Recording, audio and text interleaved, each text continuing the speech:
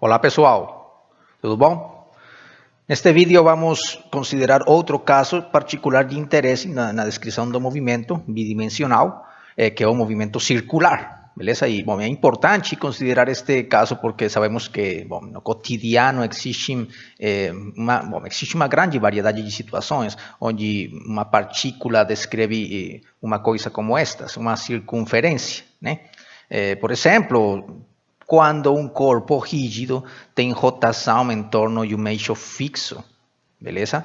Cada uma das partículas que o conformam realiza um movimento circular, realiza uma coisa como estas, né? Se a gente foca numa dessas partículas, suponham vocês que tem um pneu de um carro, né, que está rolando, e então cada uma das partículas que fazem parte desse pneu vai efetuar uma trajetória como esta, como uma circunferência, certo? Sempre que a gente define uma rotação em relação a um ponto, em relação a um eixo, sempre vamos poder associar um movimento circular. Bom, e se a gente supõe que este movimento circular está sendo feito no sentido anti-horário, podemos desenhar o vetor velocidade desta forma, supondo que a partícula nesse instante de tempo se encontra nesse ponto vermelho e que se movimenta no sentido anti-horário, então este vai ser o vetor velocidade, beleza? E também poderíamos desenhar o vetor aceleração, por exemplo, desta forma, né? Isto é uma situação genérica, ou seja, é uma entre milhares de situações que poderíamos encontrar na natureza, né? Bom, e lembrando que falamos no vídeo anterior, este vetor aceleração ele tem umas componentes normal e tangencial, que neste gráfico podem ser representadas desta forma. Esta seria a componente tangencial, esta a componente normal da aceleração, e elas se calculam obedecendo estas equações aqui, beleza? A aceleração tangencial é a derivada em relação com o tempo do módulo da velocidade da partícula, e a aceleração normal é o módulo ao quadrado sobre o raio de curvatura, este ρ, que vai ser o raio da circunferência que melhor se aproxima à trajetória neste ponto. Mas, como neste caso, a gente tem uma circunferência, olha, vamos supor que esta circunferência é de raio R. Bom, R maiúscula, né, para ser mais precisos. Bom, então, este raio R vai ser exatamente o mesmo raio de curvatura, né, para qualquer instante de tempo t, beleza? Sempre em todo ponto, olha, esta circunferência vai ser, beleza, a que melhor se adapta, a que melhor se aproxima à curva, que neste caso vai ser a mesma circunferência, bom, em qualquer ponto, né? Em qualquer ponto vai funcionar este R como raio de curvatura. Tudo bom? Então, o movimento circular pode ser interpretado como um caso particular onde aqui a aceleração normal sempre vai ter o mesmo raio de curvatura.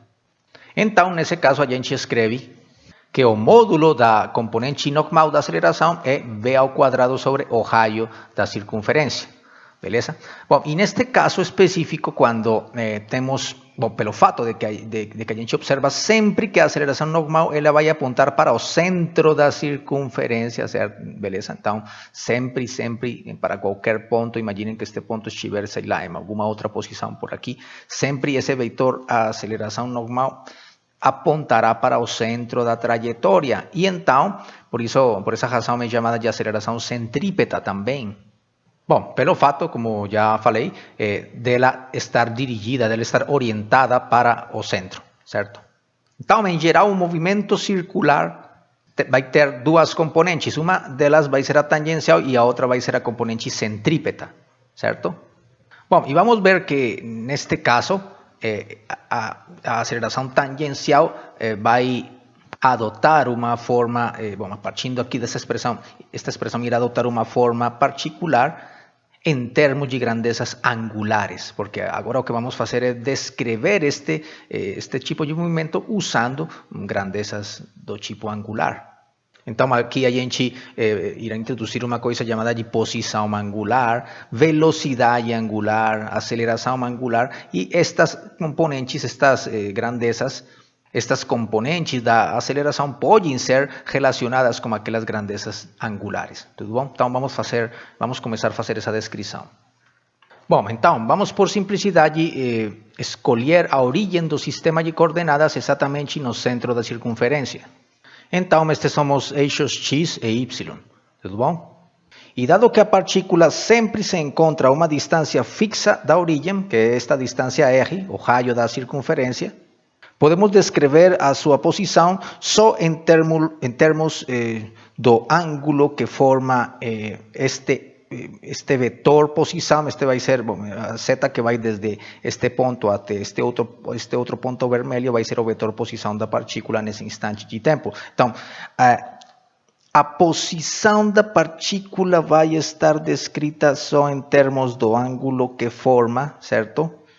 Esse vetor posição como eixo x, tudo bom? Porque a única coisa que vai mudar no tempo vai ser esta direção, vai ser este ângulo θ, tudo bom?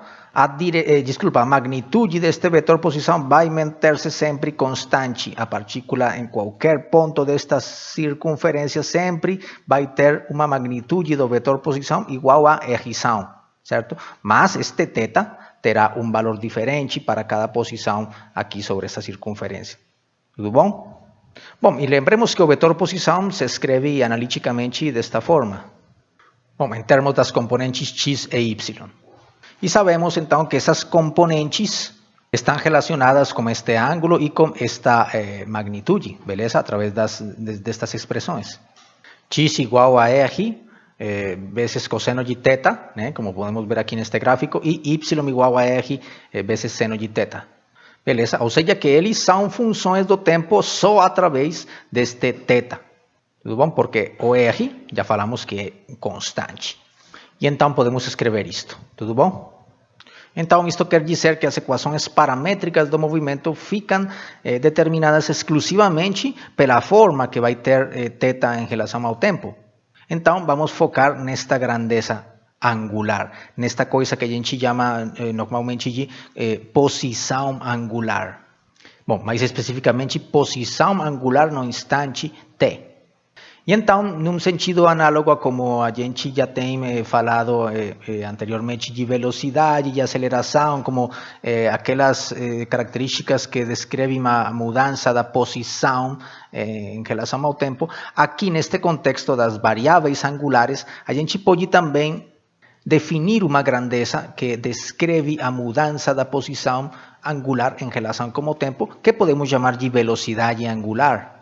E continuando nessa direção, se observamos uma mudança nesta velocidade angular, então a gente pode definir uma aceleração angular, que bom, usualmente é representada com a letra alfa, tudo bom? Para a velocidade angular a gente representa essa grandeza usando o símbolo ômega, tudo bom?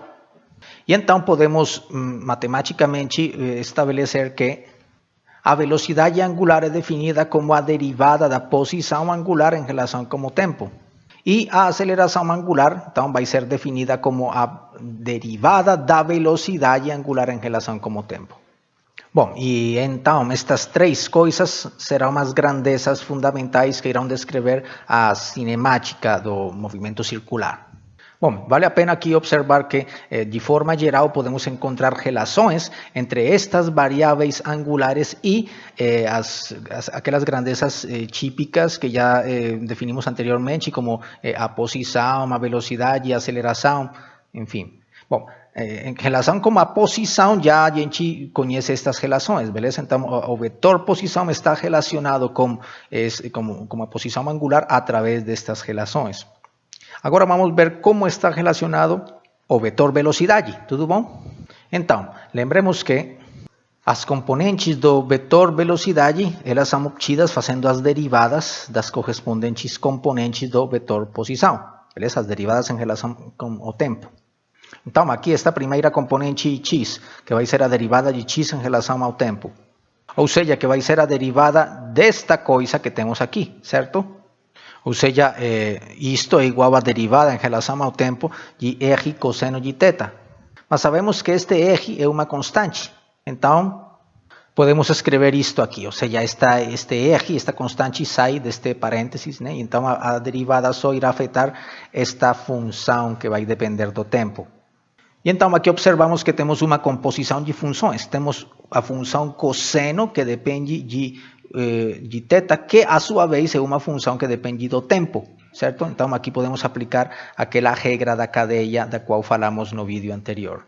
E então, escrevemos o seguinte: derivada da função cosseno de θ em relação com θ, vezes a derivada de θ em relação ao tempo. Tudo bom? Isto que está aqui equivale à derivada da função cosseno de θ em relação a t, certo? Estamos usando a regra da cadeia. Mas podemos observar, de acordo com a definição que está aqui acima, que a derivada de θ em relação ao tempo, a gente está chamando esse negócio de ômega, a velocidade angular. Tudo bom? Bom, e agora a gente deve fazer esta derivada do cosseno, da função cosseno em relação ao θ. Bom, e para isto vou introduzir aqui umas regras que têm a ver com as derivadas das funções trigonométricas.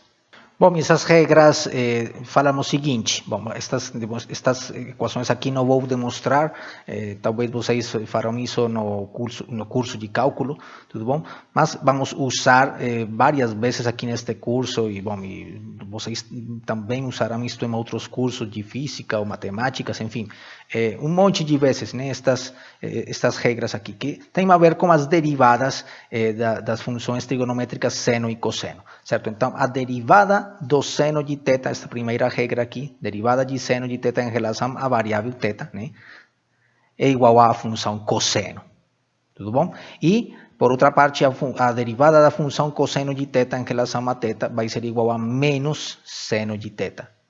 Beleza? Então, de acordo com esta segunda regra, aqui nesta equação podemos colocar, então, menos seno de θ. Bom, só deixe-me aqui guardar este negócio aqui num cantinho. E então aqui podemos escrever isto, certo? A bx igual a menos, este menos que está aqui, né? Menos r vezes ômega, este ômega eu coloco aqui do lado deste r, vezes seno de θ, certo? Então essa vai ser uma expressão que vai definir a coordenada, a componente x do vetor velocidade em função destas variáveis angulares, ômega e θ. Bom, e vamos fazer agora uma coisa similar com esta outra componente, a componente y, certo? Que desta vez vai ser a derivada de y em relação ao t, que vai ser a derivada em relação ao t desta coisa, que vocês podem escrever então como r vezes a derivada em relação ao t de seno de θ, e aqui novamente usamos a regra da cadeia, que vai se escrever então desta forma, r vezes então derivada de seno de θ em relação ao θ vezes a derivada de θ em relação ao t, e novamente esta derivada é igual, esta grandeza é equivalente à velocidade angular, né? E esta derivada de seno de θ em relação ao θ é, de acordo com esta regra, igual ao cosseno de θ. Portanto, agora a componente y da velocidade pode se expressar em termos das variáveis angulares desta forma. Vy igual a r vezes ômega vezes cosseno de θ. Tudo bom? Bom, vamos fazer espaço aqui. E observemos que, tendo em conta estas duas componentes, agora nesta forma, em termos das grandezas angulares, quando calculamos o módulo, a magnitude do vetor velocidade, que se calcula de acordo com esta fórmula, né? A raiz quadrada da soma dos quadrados das componentes. Então, substituindo estas equações aqui embaixo, obtemos isto aqui, beleza? E aqui vemos que temos um termo em comum para estes dois caras, que vai ser r ômega ao quadrado, certo? E aqui também r ômega ao quadrado, que podemos fatorar. E então o resultado vai ser isto, né? R vezes ômega tudo ao quadrado, vezes seno quadrado mais cosseno quadrado, que já sabemos que isto vai dar 1. E, portanto, teremos raiz quadrada de r vezes ômega tudo ao quadrado, o qual é equivalente a r vezes ômega. Portanto, encontramos que a magnitude da velocidade, ou seja, a rapidez desta partícula que se encontra fazendo movimento circular, vai ser igual a r, o raio, vezes a velocidade angular. E esta vai ser uma fórmula que iremos usar muito ao longo deste curso. Que usualmente em vários livros texto, isto se interpreta como a relação entre a velocidade linear, este negócio é chamado em alguns livros como velocidade linear, e a velocidade angular. Bom, aqui neste curso simplesmente falaremos que esta vai ser a relação entre a rapidez e a velocidade angular. E como vemos, esta relação é uma relação de proporcionalidade, né? A rapidez é proporcional à velocidade angular. E a proporcionalidade é estabelecida pelo raio, né? Ou seja, entre maior seja o raio da circunferência, certo? Entre maior seja o raio, maior vai ser a velocidade linear ou a rapidez, certo? Ou seja, imaginem que este negócio aqui é um disco, imaginem isso. Este negócio é um disco. Bom, e aqui temos uma partícula que está neste extremo do disco, girando com uma velocidade angular, ômega, beleza? Então, se neste mesmo disco observamos outra partícula aqui nesta mesma linha, vamos supor, sei lá, por aqui, bem perto, por exemplo, desta origem, por aqui, nesta posição onde está este ponto azul. Então, a velocidade linear da partícula azul vai ser menor do que a velocidade linear da partícula vermelha. Mesmo elas tenham a mesma velocidade angular, tudo bom? Bom, pelo fato delas estar na mesma posição angular em cada instante de tempo, elas terão a mesma velocidade angular, tudo bom? Elas irão ter a mesma velocidade angular pelo fato delas estar ao longo desta linha branca, beleza? Elas irão se movimentar a mesma razão, a mesma taxa de variação angular, né? Então, mesmo elas tendo a mesma velocidade angular, a velocidade linear, a rapidez, vai ser diferente. A rapidez desta partícula azul vai ser menor do que a rapidez da partícula vermelha. Beleza? Bom, isso é só para falar de um exemplo típico que a gente pode encontrar num laboratório ou no cotidiano. Bom, mas por enquanto vamos continuar aqui com a nossa descrição. Olha, vamos esquecer aqui este pontinho azul, porque o que a gente está interessado, ou seja, o que a gente está descrevendo aqui, o nosso objeto de estudo é uma única partícula, esta partícula vermelha, que está descrevendo esta circunferência que tem este raio constante, certo? Bom, e então aí descobrimos que existe uma relação entre a rapidez e a velocidade angular. Não importa de que forma se esteja movimentando, esteja mudando este ângulo, certo? Não importa se esta função, se este θ de t é uma função linear, quadrática, cúbica, etc. Ou uma função harmônica, bom, enfim. Não importa que tipo de função do tempo seja esta coisa, sempre vai ser válida esta relação aqui. É uma coisa que é satisfeita de forma totalmente geral. Observem que aqui, até agora, não temos especificado de que forma irá mudar este ângulo θ, certo? Aqui simplesmente estamos dando uma descrição geral destas grandezas cinemáticas e como estão relacionadas estas grandezas angulares com estas outras grandezas aqui, beleza? A única restrição, a única coisa que estamos impondo ao movimento é que ele seja estritamente circular, que o raio seja constante. Essa é a única coisa que a gente está impondo aqui. A parte disso, todas as outras coisas são totalmente gerais. Tudo bom? Já depois iremos particularizar, já depois iremos considerar casos particulares de tipos de movimento, de tipos de funções do tempo para essa posição angular. Bom, e em consequência para estas outras grandezas, a velocidade e a aceleração. Mas por enquanto vamos continuar fazendo esta descrição geral. Vamos agora passar a descrever o vetor aceleração, certo?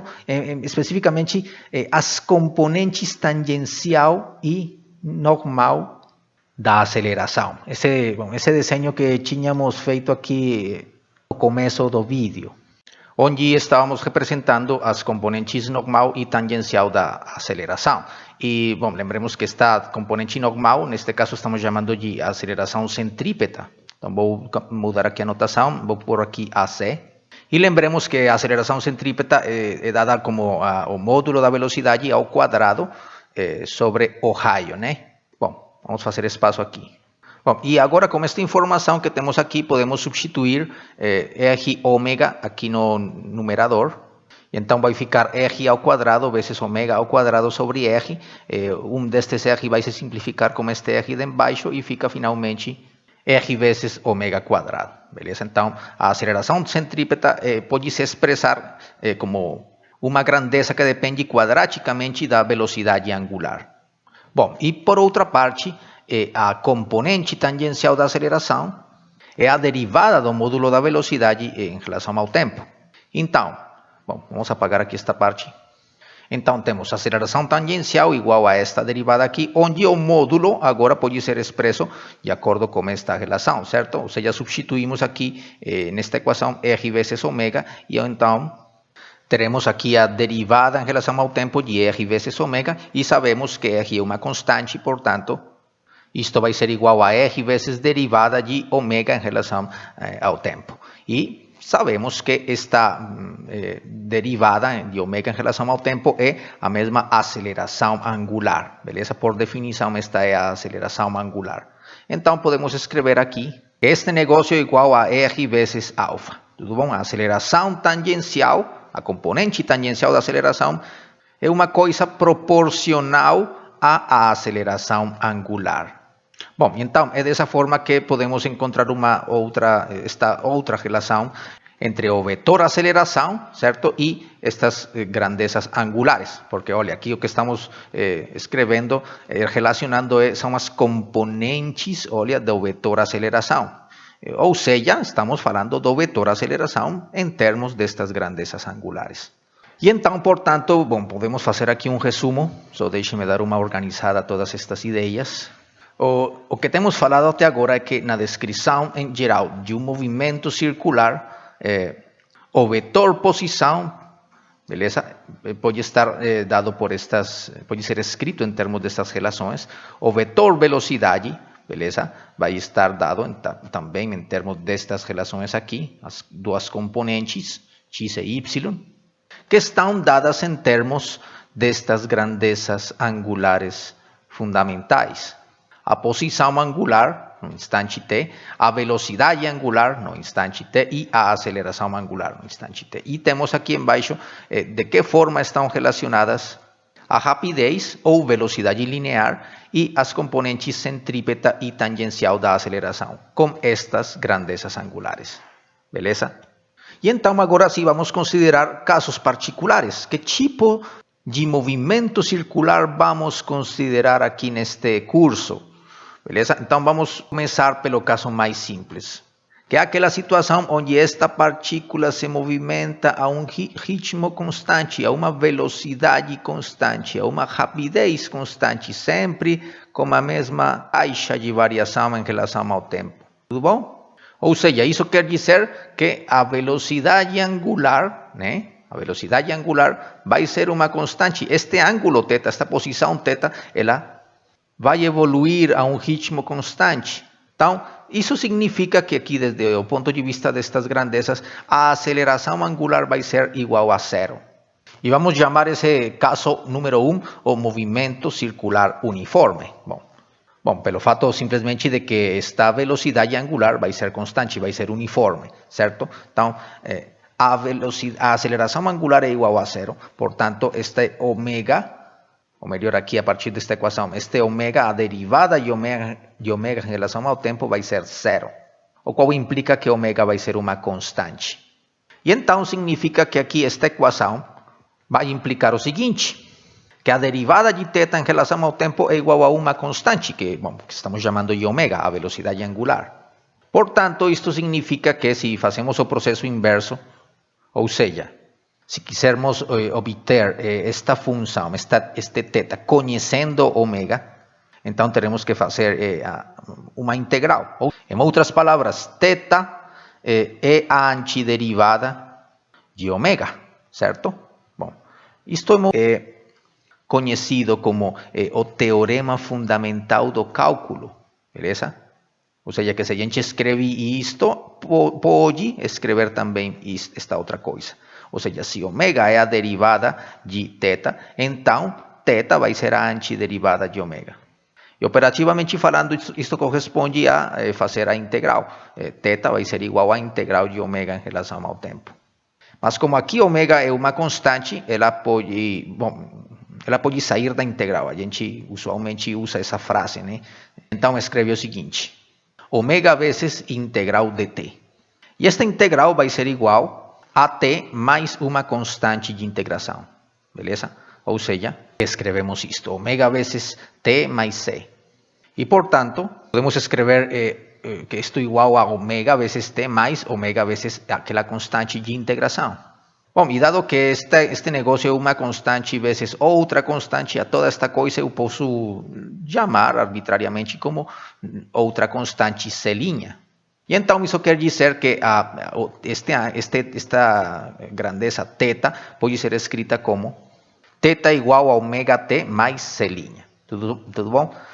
Então aqui já estamos escrevendo θ, a posição angular, como uma função do tempo.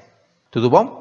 E observemos que quando o instante de tempo é igual a zero, quando estamos no começo da descrição do movimento, temos que a posição, este θ, certo? A posição angular vai ser igual à constante, a C'. Tudo bom? Porque simplesmente aqui substituímos t por zero, certo? Então obtemos isto.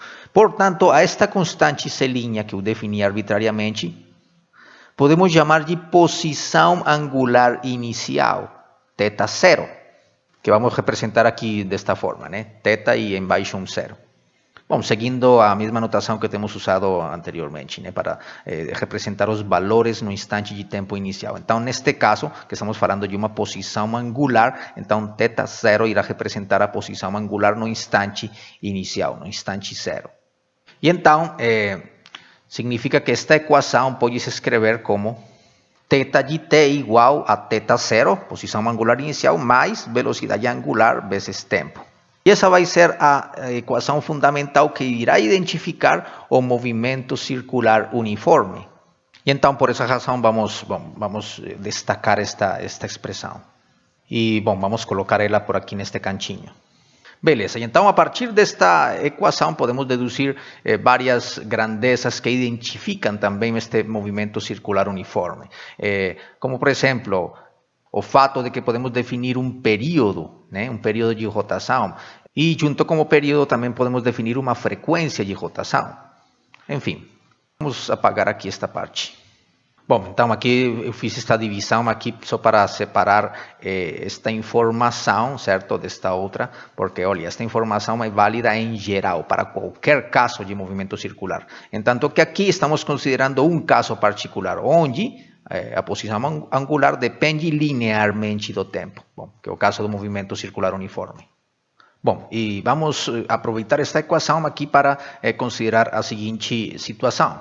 Suponham vocês, primeiro vou dar uma limpada a este desenho aqui.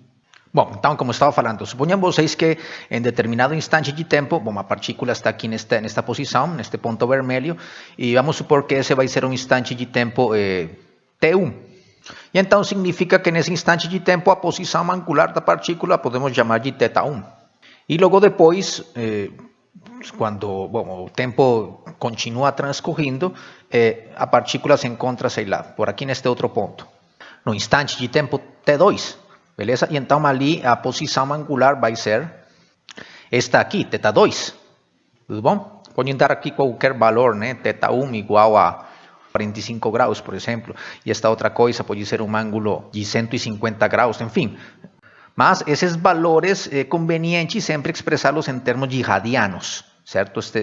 Nestas equações que tem a ver com o movimento circular, é melhor trabalhar com esses ângulos, com essas posições angulares em radianos, tudo bom? Bom, enfim, então temos uma posição angular inicial, uma posição angular T1 θ1 e uma posição angular θ2. Ou seja, que se usamos esta equação, podemos escrever isto aqui, né? Ou seja, que θ, a posição θ no instante T1 vai estar dada por isto, e a posição angular θ no instante T2 vai estar dada por isto. E aqui, então, isto virá corresponder com θ1, e isto aqui embaixo irá corresponder com θ2, evidentemente. Então, se vocês fazem ou seja, restam esta equação desta que está aqui, Vou pôr melhor nesta ordem, né? Primeiro esta no instante T2 e depois esta no instante T1. Então, esta equação menos esta outra vai dar isto como resultado, né? Ou seja, este θ0 menos este θ0, dado que são iguais, vamos embora, né? Aqui estes dois termos têm este fator em comum, ômega, então fica ômega vezes T2 menos T1, igual a θ2 menos T1, tudo bom? E se isolamos ômega aqui, vai dar isto, né? θ2 menos θ1 sobre T2 menos T1, o qual pode ser representado como delta de θ sobre delta de T. Tudo bom? Porque aqui temos posição final menos posição inicial, mais posição angular, né? Posição angular final menos posição angular inicial, e isto pode ser representado como um delta de θ, um deslocamento angular, vai ser isto. E isto aqui embaixo, como sempre, vai ser o intervalo de tempo entre estes dois instantes. Então, esta é uma forma para determinar, para medir a velocidade angular num movimento circular uniforme. Certo? Se a partícula está se movimentando uniformemente, descrevendo uma circunferência, para medir a velocidade angular só, a gente deve medir o deslocamento angular entre dois instantes de tempo, e pronto. E então podemos escrever esta expressão. E esta expressão será útil para deduzir uma das relações fundamentais do movimento circular uniforme. Bom, mas primeiro vamos apagar aqui. Então, de acordo com esta relação, vamos nos perguntar o que acontece quando o deslocamento angular é exatamente 2π. Ou seja, estou falando de radianos, né? Ou se for em graus, seria 360 graus. O que aconteceria se este deslocamento angular é igual a 2π radianos? Ou seja, olha, se esta posição, se a partícula está inicialmente aqui e depois a próxima posição, a seguinte posição que vamos considerar é depois dela ter dado uma volta inteira. Então, nessa situação, falamos que delta de θ é igual a 2π. E, por definição, a esse intervalo de tempo em que a partícula passa a dar uma volta inteira, por definição, esse intervalo de tempo a gente vai representar como a letra T. Bom, T maiúscula especificamente. Tudo bom? O tempo que demora a partícula para dar uma volta inteira, certo? Bom, e dado que o movimento é uniforme, então significa que na seguinte, se o tempo continua transcorrendo e a partícula continua aqui girando, então significa que depois de dar uma outra volta, esse tempo vai ser o mesmo, vai ser igual, vai ser igualzinho, vai ser um período de rotação. Então, por isso, a esta grandeza a gente costuma chamar de período. Bom, período de rotação. E então, nesse caso específico em que temos em que delta de θ é igual a 2π e delta de t é igual a t, podemos então escrever esta relação da seguinte forma. Ômega igual a 2π sobre t. Bom, a relação entre a velocidade angular e o período. E observem que esta constante que aparece aqui de 2π surge como consequência de que o ângulo está sendo medido em radianos. Então, por isso é o que eu estava falando para vocês anteriormente, né? Que preferivelmente estes ângulos, estas posições angulares, a gente vai medir neste contexto em radianos. Porque se a gente estivesse medindo este negócio em graus, então aqui a gente teria que escrever 360 sobre t. Beleza? E aqui teríamos que especificar que aquela velocidade angular é medida em graus por segundo, né? Mas, bom, este não é o caso. A gente vai usar aqui esta relação, ou seja, aquela relação correspondente ao caso em que os ângulos são medidos em radianos, tudo bom? Então, ômega igual a 2π sobre t. É uma outra relação que podemos usar para medir a velocidade angular no movimento circular uniforme, né? A gente medindo o período, medindo qual é o tempo que demora a partícula para dar uma volta, automaticamente a gente já sabe qual é essa velocidade angular. Bom, e junto com esta grandeza que chamamos de período, existe associada uma grandeza que chamamos de frequência, que é uma medição do número de voltas por unidade de tempo que vai dar esta partícula. E, bom, neste contexto a gente vai representar essa grandeza como a letra F minúscula. que é definida então de acordo com isto aqui, número de voltas sobre o tempo que a partícula demora para dar esse número de voltas, certo? Então, se por exemplo, vamos considerar que a partícula vai dar n voltas, vocês podem colocar aquela n como quiserem, 100 voltas, 20 voltas, enfim. Aqui vou colocar de forma geral n, beleza? N voltas, a partícula vai dar uma, duas, três, etc. N. Então aqui vou por n voltas. Então aqui no numerador simplesmente coloco o número n, né? E o tempo que vai demorar a partícula para dar essas n voltas, certo? Evidentemente vai ser, olha, o período, certo? Cada uma dessas voltas vai demorar uma quantidade t, de tempo, uma quantidade de tensão, né? T maiúscula, de tempo, certo? Então, se a partícula vai dar 10 voltas, por exemplo, então vai ser 10 vezes esse período que vou ter que colocar aqui embaixo no denominador, né? Ou seja, n vezes tensão. Tudo bom? Então, aqui fica n sound sobre n sound vezes tensão. E este n vai embora com este outro n. Se simplifica e finalmente fica 1 sobre tensão, certo? Então, por isso, a gente escreve a fórmula para determinar a frequência assim, deste jeito. F igual a 1 sobre T, frequência de rotação. Então, aqui a velocidade angular também pode ser escrita em termos da frequência, beleza? Simplesmente escrevendo ômega igual a 2π vezes F. Então, seria outra forma de medir a velocidade angular, tudo bom? Medir a frequência, o número de voltas por unidade de tempo e multiplicar por este fator de 2π. Bom, mas por enquanto, olha, estas são as equações fundamentais que vamos indicar, que vamos ressaltar aqui, beleza? Bom, e antes de passar a considerar um exemplo específico, vamos a terminar aqui de indicar algumas outras características deste movimento circular. Desta vez, olha, analisando estas relações que estão aqui embaixo. Então, primeiro, a gente pode falar que, de acordo com o fato de que a velocidade angular é constante, significa que, de acordo com esta equação, o módulo da velocidade linear, da rapidez, o módulo deste vetor velocidade, olha, sempre vai ser constante, certo? E o mesmo vai acontecer para a componente centrípeta da aceleração.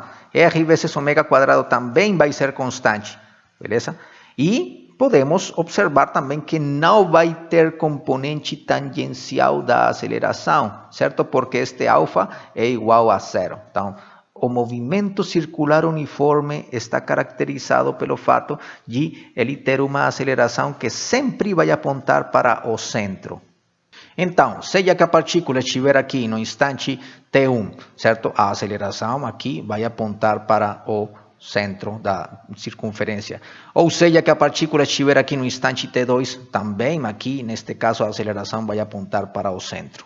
E sempre o módulo, olha, o comprimento desta seta vai ser igual. Bom, aqui eu pretendi desenhar duas setas iguais, né? Porque a magnitude dessa seta, dessa aceleração centrípeta, vai ser sempre constante. E vai se calcular sempre multiplicando o raio da circunferência vezes o quadrado da velocidade angular de rotação. Neste caso, nesta situação que estou representando aqui, escolhi um caso em que a velocidade angular é no sentido anti-horário. Bom, e já que estou falando deste sentido no qual está girando esta partícula, neste caso, vou aproveitar para para esclarecer uma coisa nestas equações, olha. Porque existem duas possibilidades, né? Que a partícula, olha, se movimente neste sentido anti-horário, que por definição é o sentido positivo, né? Porque é o sentido no qual aumenta esta posição angular, olha, como vocês observam aqui neste gráfico. Aumenta a posição angular. O ângulo θ1 vai ser, desculpa, o ângulo θ2 vai ser maior do que o ângulo θ1.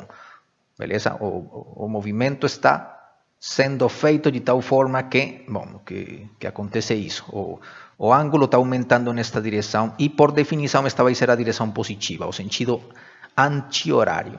Mas a outra opção seria que a velocidade angular estivesse sendo feita para o sentido oposto, certo? E então, nesse caso, a velocidade angular seria uma coisa negativa, seria uma grandeza negativa do ponto de vista desta equação. Quando vocês fazem uma derivada de θ em relação ao t, vai dar uma coisa que vai... O número que vai dar aqui vai ser um número negativo.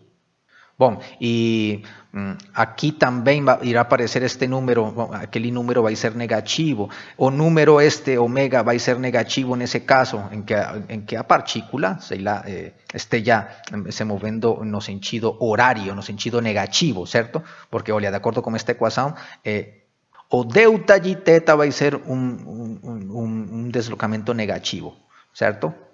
Então, por isso é que nestas equações, olha, nesta que está aqui, nesta outra, devemos esclarecer que aqui este ômega, olha, ômega que aparece aqui e ômega que aparece aqui, deve ser interpretado como o valor absoluto da velocidade angular, como o módulo.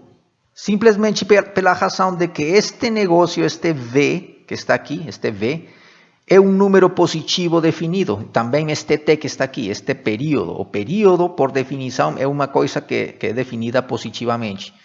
Bom, a gente fala, olha, o período de rotação desta partícula é 10 segundos, por exemplo. A gente não costuma falar menos 10 segundos, por exemplo. Então, por isso, aqui nesta equação, devemos ter cuidado, né, de que este negócio aqui, esta parte no lado esquerdo, é o valor absoluto da velocidade angular, igual a 2π sobre t, para que seja consistente, certo? Para que aqui tenhamos um número positivo e aqui também um número positivo. Igualmente aqui, olha, a rapidez da partícula sempre é expressa como um número positivo definido. Olha, a partícula se move com uma rapidez de 10 metros por segundo.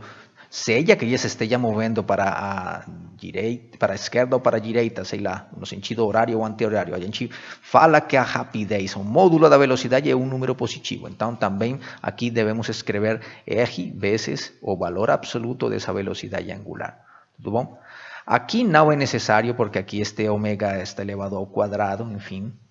Bom, e nas outras partes onde aparece a velocidade angular, esta coisa, não é necessário mudar para este valor absoluto. Só aqui, nestas duas equações que estamos fazendo referência a entidades que são positivas por definição. Tudo bom? Beleza, então já fazendo aquele esclarecimento, vamos passar a considerar um exemplo que poderia ser um dos exercícios do livro de C.R. Szymanski, de Física 1. Bom, realmente uma adaptação desse exercício, que é este aqui. Beleza, então que fala uma roda da fortuna, tudo bom? De raio 14 metros. Bom, realmente aqui é 14,0 metros. Vamos adicionar aqui, vamos escrever esse negócio com 3 algarismos significativos, 14,0 metros. Gira sobre um eixo horizontal no centro. Então, significa que é um eixo que passa, olha, perpendicular a este plano que vocês observam, certo? Um eixo que vai saindo aqui deste ponto. Então, esta roda vai ter uma rotação, vamos supor que no sentido horário, né? Acho que aqui no enunciado não especificam qual é o sentido de rotação. Vamos supor que é no sentido, desculpa, anti-horário, assim nesta direção. Beleza? Bom, o módulo da velocidade de um passageiro é constante e igual a 7 metros por segundo. Bom, aqui vamos supor que é 7,0 metros por segundo. Calcule a magnitude e direção do vetor aceleração do passageiro quando passa, primeiro, pelo ponto mais baixo do seu movimento circular, ou seja, aqui, certo? E segundo, pelo ponto mais alto do seu movimento circular, ou seja, aqui nesta parte. Depois também devemos calcular o período de rotação da roda e sua frequência. E por último, escrever a equação de movimento do passageiro, ou seja, o vetor posição como função do tempo. Então, já sabemos que pelo fato de que o módulo da velocidade deste passageiro, desta partícula, é constante, então é um caso de um movimento circular uniforme, beleza? Então, a primeira pergunta tem a ver com o vetor aceleração, certo? Quando ele passa pelo ponto mais baixo, aqui. Então, de acordo com o que explicamos anteriormente, sabemos que o vetor aceleração num movimento circular uniforme, sempre ele aponta para o centro. No caso em que este passageiro está neste ponto mais baixo, significa que o vetor aceleração irá apontar, irá ser uma seta que vai desde este ponto até o centro. Assim como estou especificando aqui neste gráfico, né? Bom, então, no ponto mais baixo, o vetor aceleração vai ser uma coisa que tem uma determinada magnitude, que vou chamar de AC. Bom, só para lembrar que é a aceleração centrípeta, que aponta para o centro. Na direção do vetor unitário, nesta direção aqui, beleza? Na direção normal a esta tangente. Mas neste caso, esta direção coincide exatamente com a direção J, certo? Ou seja, se consideramos que os eixos x e y têm esta orientação, então significa que os vetores unitários I e J serão estes indicados aqui, ou seja, que a aceleração vai ter a mesma direção deste vetor J, né? Este vetor unitário J. Então podemos colocar aqui AC na direção J. Tudo bom? Beleza, então agora devemos encontrar a aceleração em termos das coisas, esta aceleração centrípeta, não? Em termos das coisas que conhecemos aqui. Vamos a escrever as coisas que conhecemos pelo enunciado. Que neste caso são o raio, beleza? O raio da roda e o módulo da velocidade. 14.0 metros e 7.0 metros. Vamos usar aqui 3 algarismos significativos. Bom, aqui 2 algarismos significativos. Nossa, metros por segundo é aqui. Beleza? Bom, então é só encontrar a aceleração centrípeta em termos destas grandezas e facilmente, se a gente lembra aquela formulinha para a aceleração centrípeta, que é esta aqui, certo? Bom, sabemos que ela está dada em termos do raio e da velocidade angular, beleza? Mas, olha, a velocidade angular, que por enquanto não conhecemos, a velocidade angular está relacionada com a velocidade linear, certo?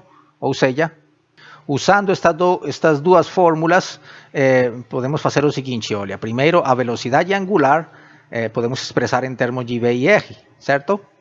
E então temos isto, módulo da velocidade angular igual a V sobre R. E agora, então, substituímos aqui, certo? Bom, tendo em conta que aqui, de acordo com isto, ômega quadrado, quando a gente eleva ao quadrado ambos lados da equação, o resultado vai ser ômega ao quadrado igual a V quadrado sobre R quadrado, né? Então, agora se substituindo aqui, vamos obter que a aceleração centrípeta é igual a isto aqui, certo? E aqui então este R se simplifica como um destes R que está aqui embaixo e fica simplesmente V quadrado sobre R. E então já temos a aceleração centrípeta em termos das coisas que conhecemos do problema, certo? A velocidade, o módulo da velocidade e o raio. Então neste caso vai dar 7.0 ao quadrado sobre 14.0 e tudo isso tem unidade de metros por segundo ao quadrado. 3.5 metros sobre segundo ao quadrado, bom, vai ser o resultado final, beleza? Então, em conclusão, aqui podemos escrever que a aceleração, o vetor aceleração no ponto mais baixo vai ser 3.5 J metros sobre segundo ao quadrado, beleza? Bom, e no ponto mais alto, certo? Aqui é a seguinte pergunta, no ponto mais alto do seu movimento circular, quando o cara estiver por aqui, então vai acontecer uma coisa similar, mas desta vez o vetor aceleração ele vai apontar para baixo. Ou seja, aqui, assim como neste gráfico, né? O qual quer dizer que ele vai apontar para a direção menos J, para a direção oposta deste vetor J unitário. Ou seja, que a gente pode escrever isto, né? A igual a aceleração centrípeta, que vai ser a mesma, olha, vai ter a mesma magnitude, certo? Que este que está aqui. A aceleração centrípeta vai ser igualzinha. Lembremos, como falamos anteriormente, a aceleração, a componente normal da aceleração, ou a aceleração centrípeta vai se manter, vai ter um módulo constante ao longo de toda a trajetória circular, certo? A única coisa que vai mudar vai ser a direção, certo? Ou seja, sempre vai apontar para o centro, certo? Sempre vai apontar para o centro, mas, olha, dependendo do ponto onde a gente se encontre aqui no plano x e y, então vamos ter uma direção determinada. Aqui, neste ponto máximo, a direção vai ser para baixo, certo? Ou seja, a direção vai ser menos J. Tudo bom? Ou seja, que podemos escrever que o vetor aceleração é menos A vezes, menos ACJ, né? Ou menos passei para este lado. E este valor da aceleração centrípeta já encontramos aqui nesta conta, que é 3,5 metros por segundo ao quadrado. O qual quer dizer que esta vai ser a resposta deste segundo item, do item B. A igual a menos 3,5 J metros por segundo ao quadrado. Beleza, agora vamos como item C, que consiste em calcular o período de rotação da roda e sua frequência. Beleza, então não vamos precisar por enquanto mais estas contas, vou apagar aqui. Bom, e para calcular o período de rotação podemos usar alguma dessas fórmulas anteriores onde apareça esta grandeza, né? E então vemos que ele aparece aqui e também aqui. Beleza? Mas aqui a gente não conhece ainda a frequência. Tudo bom? Então vamos ter que usar esta fórmula. Tudo bom? Mas olha, a frequência angular ainda não temos calculado, porém, olha, a frequência angular novamente, olha, vamos usar esta relação aqui.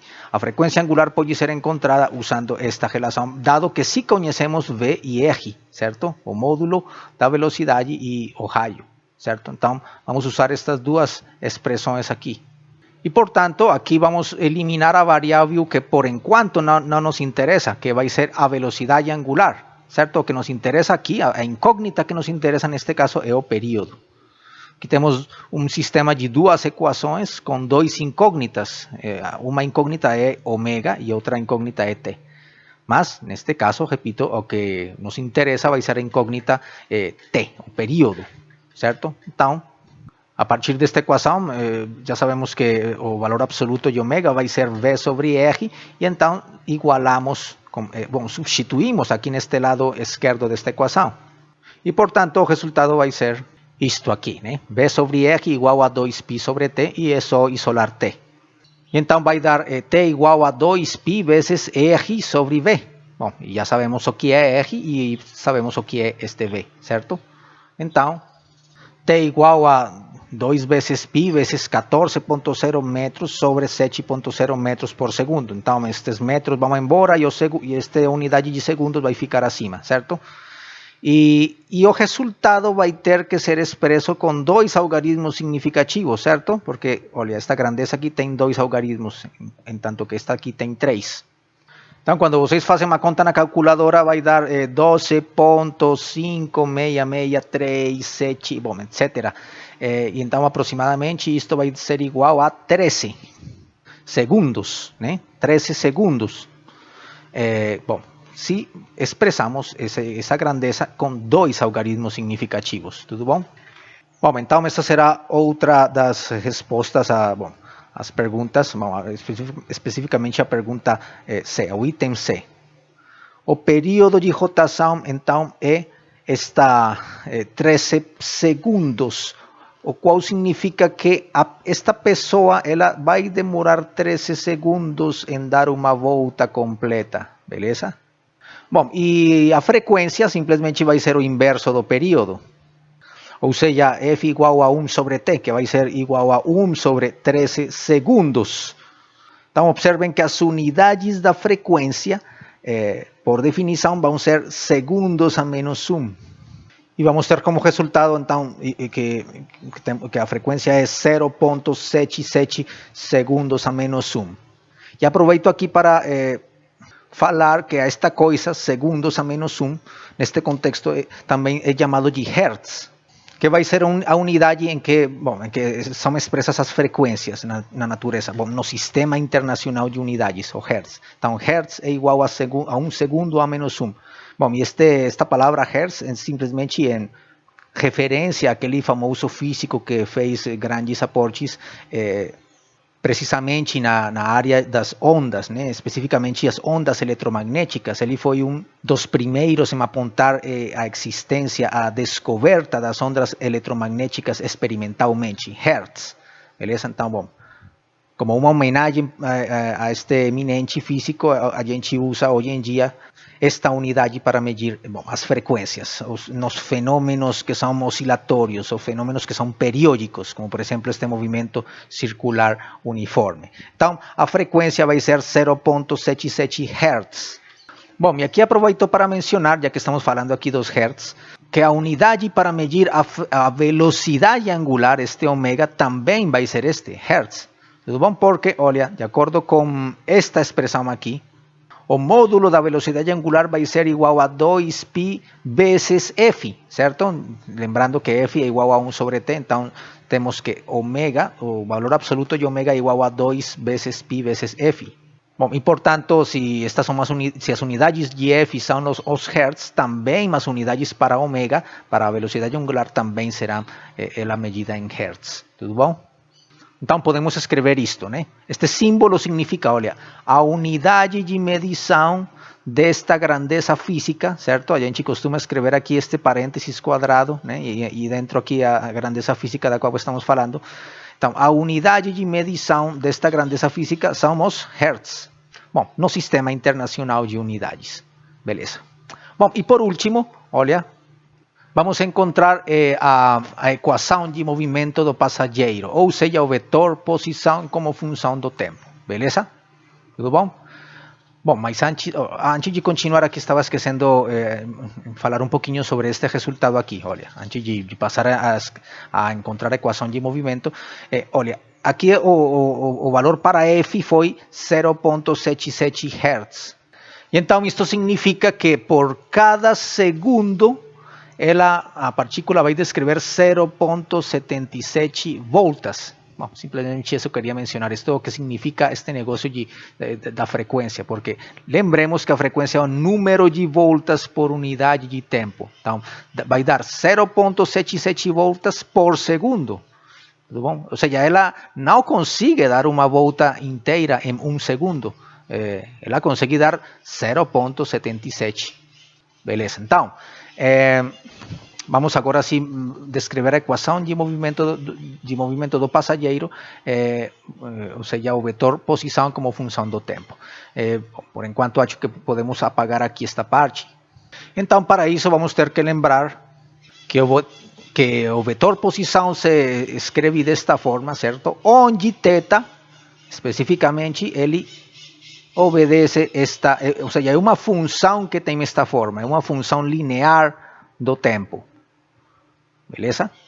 Então vamos usar estas duas, estas expressões aqui, este quadrinho branco e este quadrinho vermelho. E então observem que para definir por completo a equação de movimento, certo? A gente precisa conhecer este θ0 e ômega, a velocidade angular. Porém, aqui no enunciado não está especificado, né, claramente qual deveria ser este θ0, esta posição inicial, certo? Porque, olha, aqui não estou vendo nenhuma informação que fale ou que esteja relacionada com aquela posição inicial, certo? Bom, aqui só temos as características do raio, o módulo da velocidade e pronto, né?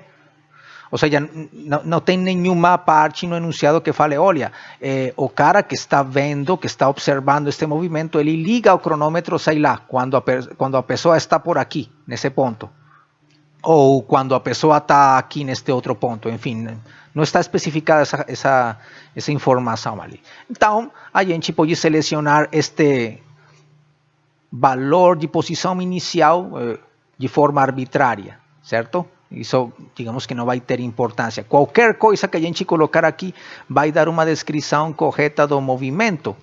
Ou seja, especificar este valor de posição inicial, de posição angular inicial, simplesmente equivale a especificar, olha, em que posição, onde a gente começa a descrição do movimento, onde ligamos o cronômetro. Isso é tudo, né? Então, por simplicidade, vamos supor que esta posição inicial é 0. O qual significa que, bom, se a gente imagina que aqui no centro da roda é a origem do sistema de coordenadas, então estes serão os eixos x e y, certo? Então, no instante t igual a 0, esta pessoa vai se encontrar aqui neste ponto. Beleza? Porque ali nesse ponto, o vetor posição, R inicial, vai formar, obviamente, um ângulo de 0 graus, certo? 0 graus, com o eixo X, certo? Então, observem que quando a gente escolhe esta coisa, certo? Escolhe esta coisa aqui, θ 0 igual a 0. Então, estas equações aqui, vamos escrever da seguinte forma. X igual a R vezes cosseno de ômega vezes T. E Y igual a R vezes seno de ômega vezes T. Então, observem que agora, explicitamente, estamos escrevendo X e Y como funções aqui do tempo, né? E então, observem que quando T é igual a 0, para o instante T igual a 0, como está indicado aqui neste gráfico, teremos aqui, olha, cosseno de 0, certo? Cosseno de 0 vai dar 1. Então, X vai ser igual a R, certo? Beleza? Porque vai dar R vezes 1. Então, vai dar X no instante T igual a 0, vai dar R. E Y no instante T igual a 0 vai dar, olha, seno de 0 vai dar 0. Então, Y vai dar 0. Então, observem que a coordenada X da partícula no instante inicial vai ser R, ao raio, ou seja, 14,0 metros. E a coordenada Y vai ser 0. Ou seja, olha, como efetivamente como está representado aqui no gráfico, beleza? Vai ser este ponto aqui. Então, escolher a posição, a posição angular θ 0 igual a 0 significa que o cronômetro vai ser ligado aqui, nesta posição, quando a pessoa se encontra passando por este ponto. Tudo bom? Beleza, então as equações, vamos, com essa escolha que fizemos aqui, as equações de movimento vão estar dadas por estas expressões e só falta determinar ômega. Tudo bom? Mas ômega já pode ser determinado de várias formas, como toda informação que temos aqui já pode ser determinado de várias formas este ômega. Uma forma pode ser usando esta equação, certo? A partir da qual ômega vai ser igual a V sobre R. Outra forma poderia ser, olha, ômega é igual a 2π sobre período. Beleza? Então usamos aqui o valor do período já encontrado. Ou a outra forma também poderia ser usando a frequência, né? Porque ômega vai ser igual, módulo de ômega vai ser igual a 2 vezes π vezes a frequência. Enfim, de qualquer destas formas a gente pode usar para encontrar ômega. Bom, em particular eu vou usar esta aqui, porque como ela estou usando diretamente os valores que estão sendo fornecidos pelo problema, né? V e R, certo? Bom, e de fato estes são numerinhos mais fáceis para fazer operações, 7 e 14, né? Então, bom, aqui obtemos o seguinte: 7,0 sobre 14,0 segundos a menos 1. Vai dar isto. Ou seja, vai dar 1/2, vai dar 0,5 Hz. Bom, então este vai ser o valor que vamos ter que substituir aqui, certo? 0,5 Hz. Bom, e se assumimos que o sentido de rotação é o sentido anti-horário, então o valor absoluto de ômega é exatamente, bom, ômega, né? Porque é um número positivo, então vai dar, podemos falar que ômega é igual a 0,5 Hz. E, bom, então aqui as equações de movimento vão ser estas, onde R é dado por este numerinho, 14,0 metros, e ômega é 0,5 Hz aqui. E pronto. Assim é como a gente descreve por completo o movimento deste passageiro aqui que está nesta roda da fortuna. Tudo bom? Estas serão as equações de movimento se supomos que a posição inicial é aqui neste ponto. E a partir desse instante efetuamos a descrição do movimento dessa pessoa. Beleza. Bom, e antes de continuar, gostaria de mencionar aqui que estou percebendo dois erros aqui nos meus numerinhos. Bom, um erro que é pequeno, digamos, né? Um erro menor, é este aqui, olha, este número está sendo expresso com um algarismo significativo, deveria ser expresso com 2 algarismos significativos, né? Porque ele provém desta operação aqui, certo? Então aqui este negócio deve ser 0,50. Bom, e também aqui, né? 0,50 Hz. E outro erro que é um erro maior, né? Bom, foi o fato de que eu aqui transcrevi errado este número, este resultado, né? Aqui falta um 0 aqui. é 0.077. Beleza? Então, aí eu estava antes escrevendo um valor da frequência 10 vezes maior do real, certo? Então, a frequência, o valor corrigido, por favor, tenham em conta isto, o valor certo para esta frequência vai ser 0.077 Hz. Ou seja, que a partícula não consegue, em cada segundo, não consegue dar nem a décima parte de uma volta, né? Só esta fração, 0.077 Hz. Beleza, então, felizmente consegui perceber estes erros, bom, antes de continuar. Na seguinte situação, que é a situação que, bom, aqui vou chamar situação número 2. Bom, ou melhor, caso número 2. Lembremos que o que estamos falando agora é o caso número 1, né? O movimento circular uniforme. Então, o caso número 2 vai ser aquele onde agora a aceleração não é zero, ela vai ser uma constante, mais diferente de zero. E então, neste caso 2, em que, dado que a aceleração angular, né, não é zero, então teremos uma mudança da velocidade angular. Ou seja, agora a partícula não vai girar como um ritmo constante, não vai girar com uma velocidade constante. Ela pode ou aumentar a sua frequência de rotação ou diminuir, né, cada vez mais devagar. Bom, alguma das duas opções. Mas essa mudança da velocidade vai ser constante, certo? Vai ter uma aceleração angular constante. Então, de acordo com esta equação, teremos que a derivada de ômega em relação ao tempo é igual a esta constante.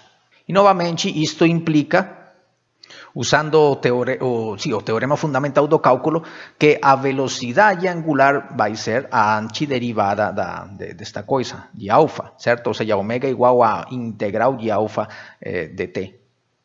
E aqui, dado que alfa é uma constante, podemos escrever isto aqui, né? Alfa vezes esta integral. E já sabemos que esta integral é equivalente a t mais uma constante de integração.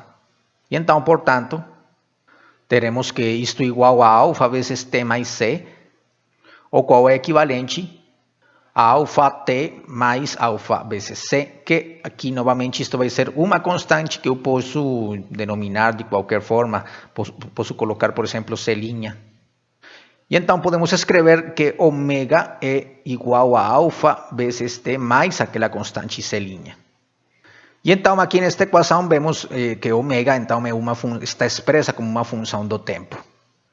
De onde podemos ver que este c' pode ser associado com a velocidade angular inicial, ou seja, a velocidade angular no instante t igual a zero, né? Porque usando esta equação, se calculamos ômega no instante t igual a zero, o resultado vai ser simplesmente c', certo? Porque este termo vai desaparecer.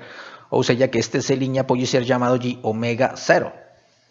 E então, podemos escrever esta equação nesta forma, né? Bom, através da qual estamos falando que a velocidade angular, no caso em que a aceleração angular é uma constante, se comporta de forma linear, ou seja, é uma função linear do tempo. Então, dependendo do sinal que tiver este alfa, então este cara vai aumentar ou diminuir com o tempo, certo?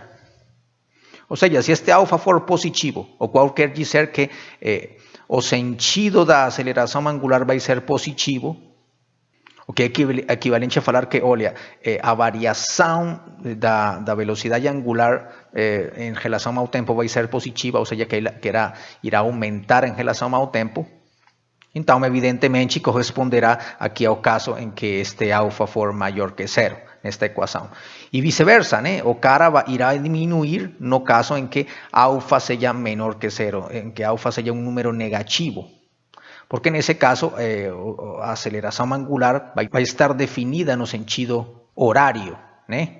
Bom, então, podemos falar o seguinte, que quando este numerinho alfa for maior que zero, for positivo, significa que esta grandeza, para esta grandeza a aceleração angular podemos associar o sentido positivo ou sentido anti-horário. En tanto que se alfa for um número negativo, for menor que zero, então vamos associar a esta grandeza da aceleração angular um sentido horário, sentido negativo. Bom, no mesmo sentido em que para esta grandeza também fazíamos umas associações similares a estas aqui.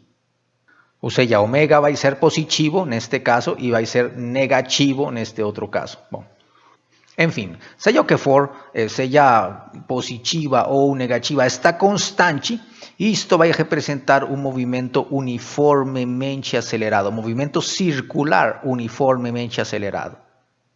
E agora, tendo em conta que já conhecemos a expressão para a velocidade angular, podemos descobrir qual será a equação que define a posição angular nesse movimento circular uniformemente acelerado, né? Usando esta equação, certo? Esta equação geral. Bom, então, vamos apagar aqui, vamos fazer um pouco de espaço. Bom, então podemos falar que a derivada de θ em relação ao tempo é igual a ômega, de acordo com esta equação, mais ômega já sabemos que está dada por esta função aqui, certo? Ômega 0 mais alfa t. E novamente, aplicando o teorema fundamental do cálculo, podemos estabelecer que θ vai ser igual à integral da velocidade angular, né? E resolvendo a integral, vamos ter o seguinte. θ vai ser igual a esta coisa, a esta soma de dois termos. Tudo bom? Então aqui vai dar, já sabemos, isto vai ser uma constante. Então vai ficar desta forma. Aqui este alfa também é uma constante, então vai sair da integral. Bom, e agora estas integrais são triviais. Já sabemos que esta integral vai ser igual a t mais uma constante de integração, que eu vou chamar de C1. Porque aqui vai aparecer mais de uma constante, né? Por exemplo, aqui nesta integral vai aparecer outra constante de integração. Esta integral vai ser igual a t ao quadrado sobre 2 mais aquela constante de integração C2. Bom, e depois de abrir as contas, depois de substituir, de multiplicar ômega 0 vezes C1, enfim, depois de fazer a álgebra respectiva, vou deixar como exercício para vocês provar que finalmente, depois de fazer todas as simplificações correspondentes, podemos escrever θ da seguinte forma. θ igual a θ0, que vai ser a posição angular inicial, mais ômega 0 vezes t, onde ômega 0 é a velocidade angular inicial, mais 1 meio de alfa t quadrado. Vocês observam que esta expressão é bastante análoga com aquela que escrevíamos para o caso do movimento uniformemente acelerado numa dimensão, tudo certo? Mas aqui estamos obtendo esta mesma equação em termos de variáveis angulares, posição, velocidade e aceleração angulares, certo? Bom, então vou ressaltar esta equação aqui, vou fazer espaço. E então, em conclusão, estas são as equações fundamentais que definem este caso 2, movimento circular uniformemente acelerado. A equação para a posição angular e a equação para a velocidade angular, como funções do tempo, né? Bom, e estas variáveis, estas outras grandezas, este vetor posição, vetor velocidade, então vão estar definidas por estas equações, obviamente. Por esta equação para θ, simplesmente é jogar aqui θ, né? Aqui nesta equação para x, para y. No caso do vetor velocidade, aqui jogamos este θ aqui nesta parte das funções harmônicas, seno, cosseno, certo? E também aqui ômega, certo? Aquela função que obtivemos para ômega, que a gente substitui aqui, certo? E dessa forma temos completamente definidos os vetores velocidade e posição para qualquer instante de tempo. E evidentemente também o vetor aceleração, certo? O vetor aceleração vai estar dado fazendo a derivada deste vetor velocidade em relação ao tempo. Mas aqui a expressão vai ficar muito grande, né? Tendo em conta que aqui vamos ter funções do tempo, tanto ômega como θ vão ser funções do tempo, então calcular a aceleração, as componentes cartesianas da aceleração, então vamos obter expressões muito extensas que talvez não vão ser muito úteis. Talvez estas expressões, neste caso, vão ser mais úteis. Ou seja, quando a gente expressa a aceleração em termos das componentes centrípeta e tangencial. Certo? Em particular, a componente tangencial, olha, sempre vai ser uma constante. Beleza? Ou seja, vai ser a multiplicação do raio da circunferência vezes a aceleração angular, que vai ser, neste caso, uma constante. Então, a diferença do movimento circular uniforme, neste caso, sim teremos uma componente tangencial da aceleração, diferente de zero, mas que irá ser constante em todo momento. E por outra parte, esta componente centrípeta, ela não vai ser constante, porque ela irá mudar como tempo, ela depende de ômega, certo? E ômega vai mudar como tempo. Então, vamos supor que neste caso, aqui neste desenho que representa, vamos supor que vai representar um movimento uniformemente acelerado, onde a aceleração tem sentido positivo. Beleza? Vamos supor que nesse intervalo de tempo entre T1 e T2, tanto a velocidade angular como a aceleração angular tem sentido positivo, tem sentido anti-horário. Vamos supor isso.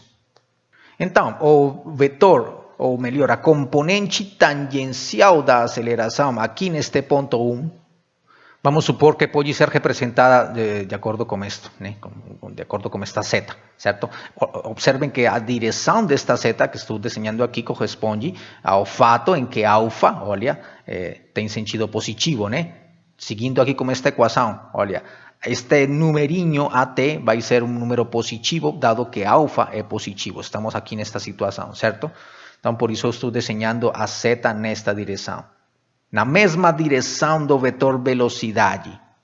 Bom, e dado que esta aceleração tangencial é constante, também será uma seta, olha, da mesma magnitude do que esta, mas aqui no instante de tempo T2. Vamos desenhar uma seta com a mesma magnitude. E com uma direção, evidentemente, que vai ser tangente a esta circunferência neste ponto, certo? E agora, vamos falar da componente centrípeta da aceleração. Aqui neste ponto, vamos supor que, bom, sabemos que a componente centrípeta ela vai dirigida, vai apontando para o centro, né? Então vamos supor que ela tem este comprimento, tem este módulo. Tudo bom? Mas observem que aqui no instante T2, esta componente da aceleração centrípeta deve ser maior do que aqui. Porque a velocidade angular vai aumentar, né? vai aumentando devido ao fato de que a aceleração angular é positiva, certo? Então aqui, neste ponto, deve ser um vetor que aponta para aqui, para o centro, mas com magnitude maior do que aqui, certo? Bom, isso é pelo fato de que a aceleração, a magnitude dessa aceleração centrípeta é proporcional ao quadrado da velocidade angular, certo? Ou seja que, bom, aqui neste ponto 1, o vetor aceleração vai ser a soma entre este cara e este outro cara. Ou seja, vai estar representado por esta seta. Bom, aqui estou chamando de A1, devido a que é a aceleração, o vetor aceleração no instante T1. Entanto que aqui no instante T2, a aceleração vai ser a soma entre este cara e este outro cara. Ou seja, que a representação gráfica desse cara, dessa aceleração no instante de tempo 2, bom, vai ser de acordo com este desenho, certo? Bom, e assim por diante. Sempre o vetor aceleração centrípeta, neste caso particular, irá aumentar. A componente centrípeta deste vetor aceleração sempre irá aumentar, entanto que esta componente tangencial vai se manter constante, vai se manter do mesmo tamanho em todo instante de tempo. Beleza, então acho que essas são as características mais importantes deste caso 2, movimento circular uniformemente acelerado, e vou finalizar deixando um exercício. Bom, e o exercício é o seguinte. Vamos considerar a mesma roda da fortuna do exemplo anterior, mas agora vamos supor que ela executa um movimento circular uniformemente acelerado. Então, o enunciado do exercício é o seguinte: agora suponha uma situação em que a mesma roda da figura acima gira no sentido anti-horário. Num instante dado, um passageiro que passa pelo ponto mais baixo do seu movimento circular tem velocidade 3 metros por segundo, a qual está aumentando com aceleração de 0,5 metros por segundo ao quadrado. Então, a primeira questão é: calcule a magnitude e a direção da aceleração do passageiro nesse instante, ou seja, quando está passando aqui pelo ponto mais baixo, né? Lembrem que está girando no sentido anti-horário, então está indo nesta direção assim, então calcular a aceleração, bom, a magnitude e a direção da aceleração nesse momento quando está passando pelo ponto mais baixo. A segunda questão é: calcule a magnitude e a direção da aceleração do passageiro quando atinge o ponto mais alto do seu movimento circular, aqui. Bom, a terceira questão fala que determine os vetores velocidade média e aceleração média do passageiro entre os dois instantes dos itens anteriores, entre este instante e este outro. A parte D consiste em realizar um desenho, né? Faça um desenho da roda e o passageiro mostrando os vetores de velocidade e aceleração. E por último, escrever as equações, a equação de movimento do passageiro, ou seja, o vetor posição como função do tempo. Bom, então, este exercício em particular pode ser resolvido usando todas as equações anteriores que identifican que están relacionadas con este tipo particular de movimento circular, que é um movimento circular uniformemente acelerado. Beleza, então vamos fechar por enquanto aqui.